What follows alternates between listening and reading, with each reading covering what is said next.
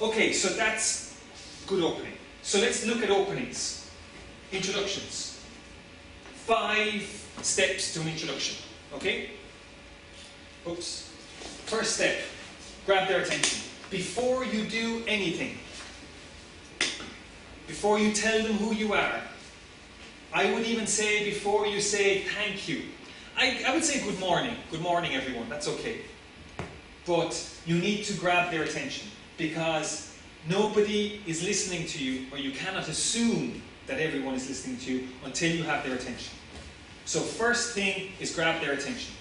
How to grab their attention? Various ways. You can begin with a story. Immediately, people love stories. If you begin with a story, people will immediately start listening to you.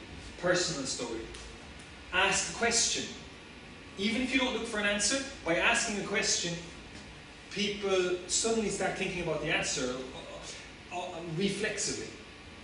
What did you have for breakfast this morning? And whether you want or not, everyone goes, oh, what did I have? Okay, so ask a question. You can give them a surprising statistic, again, catches their attention. A picture can also grab their attention. That's what Elise Miller did, you know, with the woman that I showed you this morning. She just showed them the map, and everyone went, aha, you have my attention. That's the first step. Step number 2. After you have their attention, what's the big question? What's the big problem?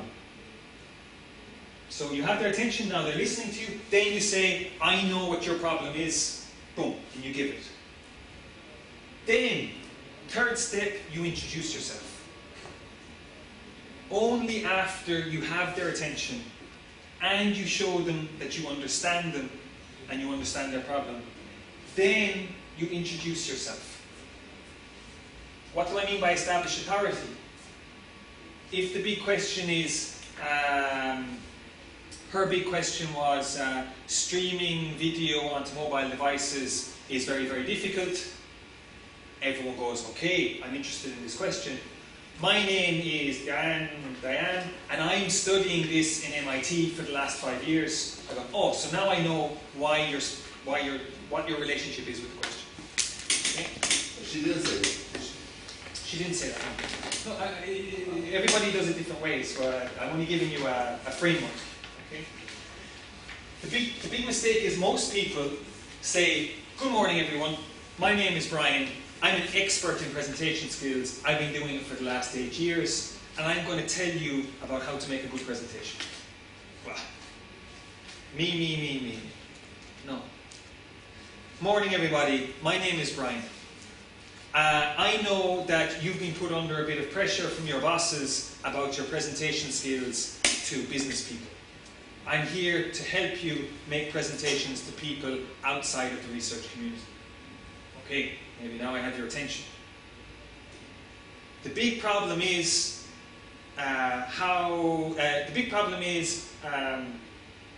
researchers put too much information into their presentations, and they should be looking more at persuading people. My name is Brian, I've been studying this. Okay? Fourth step. After you say who you are, you state your core argument right at the beginning. You've said what the question is, the big problem, and then you're straight into, this is my argument. So people know right off where you're coming from. And then the fifth step is just outlining the structure, which means I'm going to speak about 3 main things. There are your 3 main points. I'm going to speak for 5 minutes, 10 minutes, whatever. Please ask me questions at the end, or, as I said, please ask me questions throughout the presentation, depending on your style. I recommend, for short presentations, questions at the end. I have all day with you, so I can take questions. So that, for me, are the 5 steps of an impactful opening. So, outline, like, if you have, like, 5 minutes, do you need outline?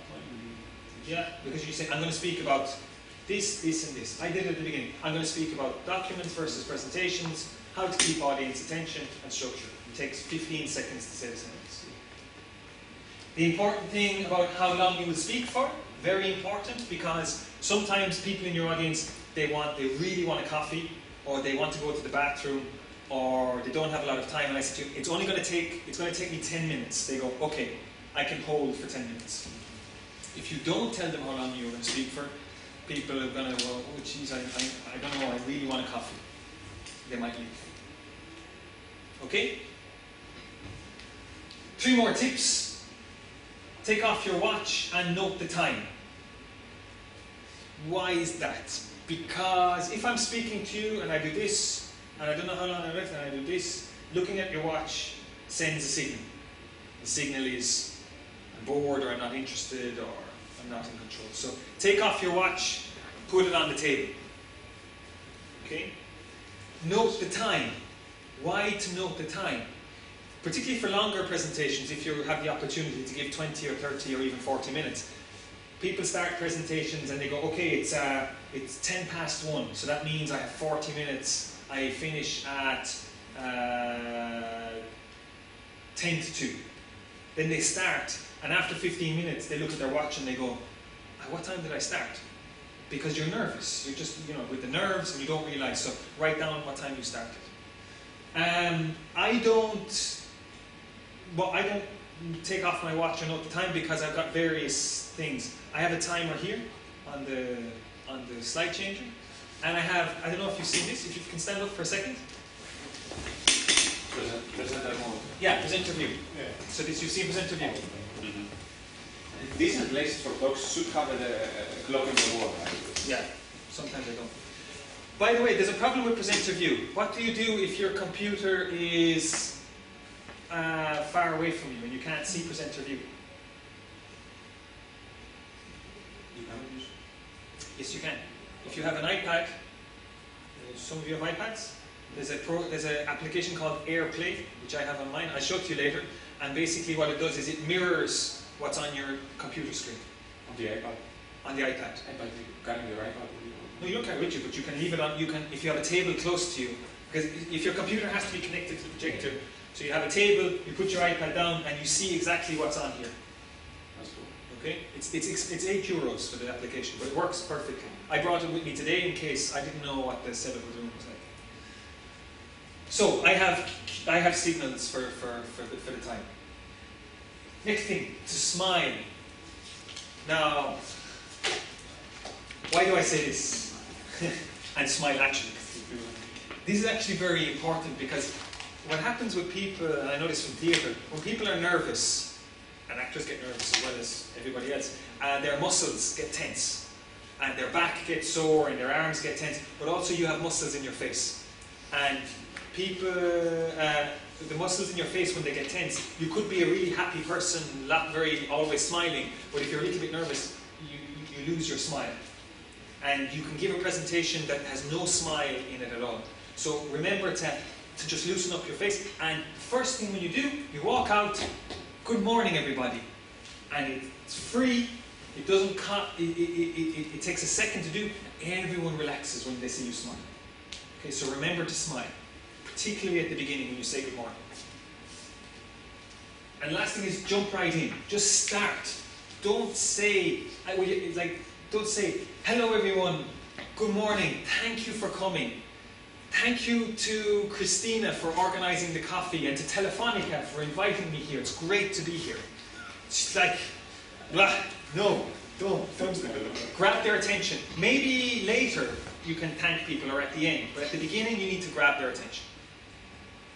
The only exception is cultural awareness. If you go to Africa, I don't know if any of you experience living or working in Africa. In Africa, it's really important that you begin your presentation saying, hello everybody and how are you? You ask about their family and their wife and their kids. You spend literally 30 minutes doing it. But that's important. If you don't do it, they get pissed off. So the cultural awareness, but if you're here or in America.